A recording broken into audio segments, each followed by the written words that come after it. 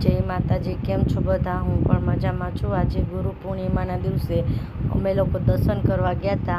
भवनाथनी अंदर एक शिवजीनुं मंदिर छे नदी कांठे, अने त्यां भैरव दादानुं पण मंदिर छे, अने एकदम जंगलमां आवेलुं छे आ गीच विस्तारमां, अने त्यां बाजुमां नदी पण जाय छे, अने एटलुं सरस त्यानुं वातावरण पण होय छे। તમે જોઈ શકો છો। ગુરુ પૂર્ણિમા વર્ષમાં એક વખત આવે છે, ત્યારે આપણે સદગુરુની શોધમાં હોય છે કે સાચો ગુરુ સદગુરુ આપણને મળવો જોઈએ, કે જેને આગળથી આપણે કંઈક પણ સત્યનો માર્ગ ગુરુ જ્ઞાન મળે, આપણું જીવન ધ્યેય સફળ થાય। એના માટે થઈને સાચો સદગુરુ મળે એ જ કામનું છે। એની શોધમાં આપણે ઘણી ઘણી જગ્યાએ જતા હોય છે, પણ સાચો સદગુરુ મેળવવો બહુ અઘરી વસ્તુ છે, અને જે લોકોને મળી જાય છે તો એનું જીવન તરી જાય છે। ગુરુ પૂર્ણિમા સહજ સરળ સમદર્શી સંભાવ શીલવંત શુદ્ધ બુદ્ધ સાધુ પુરુષના ચરણમાં માત્ર બેસવાથી આશ્રિતોમાં વિવેક વાણી વિચાર વર્તન શુભ વિસ્તાર વિકાસનો વિશ્વાસ ઉદય થાય તો સમજવું કે સદગુરુના ચરણથી આપણું આચરણ પરમ તત્વ પરમાત્મા તરફનો ગૂઢ ગગન ગદીનો નાથ બ્રહ્મ ફળ રસ સાર પ્રસાદ કરુણાથી અશ્રિતોમાં ઉતરે છે। જેના ભરોસે દ્રઢ ગુરુ ચરણમાં એવા સદગુરુ ભગવાનની વિશેષ પૂજા વંદના કરવાના પવિત્ર પર્વ દિવસને આપણે ગુરુ પૂર્ણિમા કહેવામાં આવે છે। જય સિયારામ। ત્યાં એક પવિત્ર ગુફા પણ છે, ત્યાં કોઈ સાધુ સંતોએ ત્યાં તપ કરેલું છે, ત્યાંનો ધૂણો પણ છે, અને ત્યાંની એની ગુફા પણ છે, અને ત્યાં અમે પણ દર્શન કરવા ગયા હતા। અને આજે અહીંયા ગુરુ પૂર્ણિમાના દર્શન કરવા માટે બહુ બધા પબ્લિકો પણ અહીંયા હતી, અને ટ્રાફિક પણ એટલું હતું, અને શુદ્ધ વાતાવરણ હતું, અને ત્યાં પ્રસાદ પણ હતો। ચાલો આપણે લોકો પ્રસાદી લઈએ। આજે કાળ ભૈરવ દાદાએ પ્રસાદ પણ હતો, જો પેંડા છે, ચેવડો છે, અહીંના લોકો ભક્તો એટલા બધા છે અહીંયા, તમે લોકો જોઈ શકો છો। અને પબ્લિક પણ આજે આટલી બધી અહીંયા આવે છે દર્શન માટે, અને પ્યોર જંગલમાં આવેલું છે આ ભૈરવ દાદાનું મંદિર છે, અને શંકર દાદાનું પણ છે, અને નદીના કાંઠે આવેલું છે આ સ્થાન।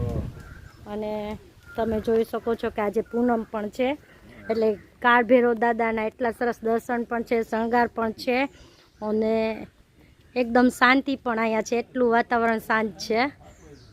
તમે લોકો બધા દર્શન કરો। આપણે કાળ ભૈરવ દાદાના દર્શને આવ્યા હતા। ત્યાં એક દાદા છે, એને કેટલી જાણકારી છે, જૂના જમાનાની કેટલી બધી એટલી સરસ વાત પણ કરે છે, અને એના પાસે એટલા સરસ ઉખાણા પણ છે।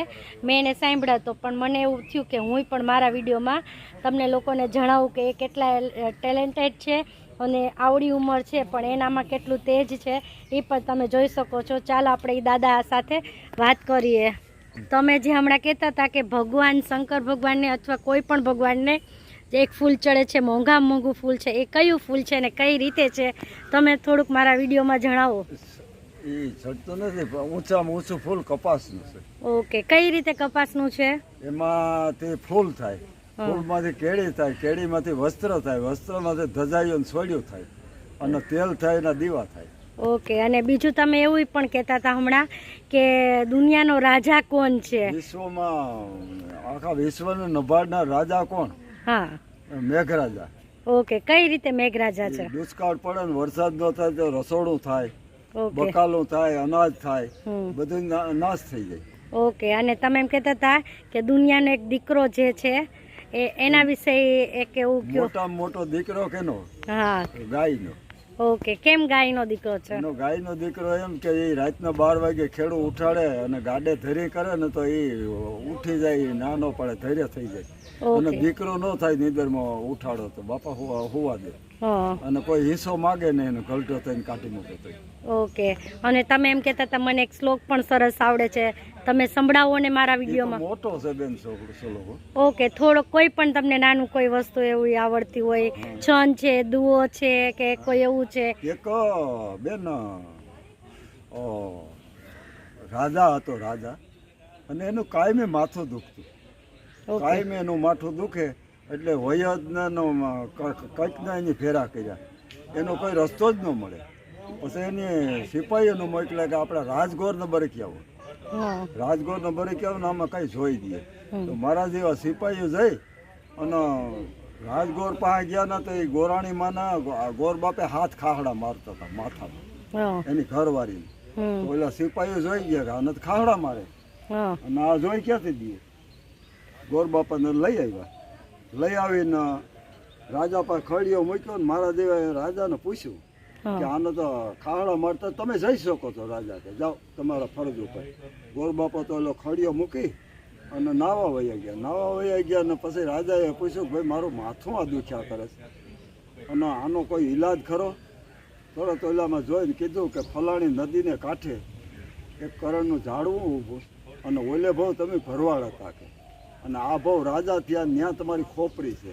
હમ એટલે પવન આવે ને તો એ પવન આવે એટલે કરણનું ઝાડવું હલે નહીં, મૂરિયા આડે જ ને એ ખોપરીમાં મૂરિયા આડે એટલે તમારા માથાનો દુખાવો થાય હમ અને પવન પડી જાય ને શાંત થઈ જાય એટલે તમારા માથાનો દુખાવો બંધ થઈ જાય. હા રાજાએ તરત તાત્કાલિક ત્યાં જઈ અને એ ખોદાયું ને ખોપરી નીકળી. ગોરબાપાનું માન વધ્યું જોરદાર. હવે માન વધ્યું એટલે કે તમારે રજવાડામાં રહેવું ને ત્યાં રૂમ દીધા, ત્યાં ગોરબાપા કાયમ રહીએ કે એનું માન વધી ગયું. હવે એની અંદર ગોરબાપા બેઠા એમાં કચ્છમાંથી એક ગઢવી સારણ આવેલો આવે અને એટલો બધો એને સરસ્વતી આપી હતી જોગ માયાએ મા પીઠાડે કે વાત જવા દે. રાજાપા વખાણ કર્યા ને રાજા મોજમાં આવ્યા ને ઓલા બ્રાહ્મણને દેખી ગયા ને તો બ્રાહ્મણની આંખો બગડી ગયું હતું મોટું. સારણો છે ને સારણની ચતુરાઈ બહુ હોય એ કે આ બ્રાહ્મણને મારો ખેદો થયો, આનો આજ રાતે કે ડાંગ લઈને મારવો, આજે ઘેરે જાય ને તો એને પતાવી દેવા, પણ કોઈને કહેવું નથી. એ તો વયો ગયો. રાજાએ એને ઇનામ પણ આપ્યું. પછી પસવાડે બેઠો, પણ બસાવનાર ઈશ્વર મોટો છે. પસવાડે બેઠો ને કે રાજા નીકળે ના બ્રાહ્મણ એને પતાવી દે, ડાંગ મારી દેવી. એમાં ગોરાણીમાં કોઈ દી પૂછે નહીં. પૂછ્યું કે આજ રજવાડામાં હું નવીન હતું ભાઈ ગોરબાપા? તો કે આજ એવો એક બ્રાહ્મણ ઓલો સારણ આવ્યો હતો કવિ કે એને સરસ્વતી જોગમાં એટલી બધી આપી હતી કે એનો બાકી નહીં. જો એટલું કે શ્રી રામે રાજા છે અને જો એને માથે એને પ્રેમ લાગી જાય તો એનો બેડો પાર થઈ જાય, 3 પેઢી તરી જાય એમ છે.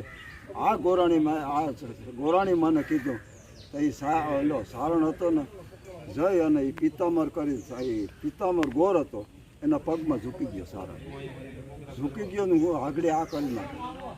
પછી એનો ગુરુ થયો, પિતામર ગુરુ, એનો ગુરુ થઈ ગયો. હા ગુરુ ગોર બાપાનો ગુરુ થયો. હું તમને મારવા જ આવ્યો હતો.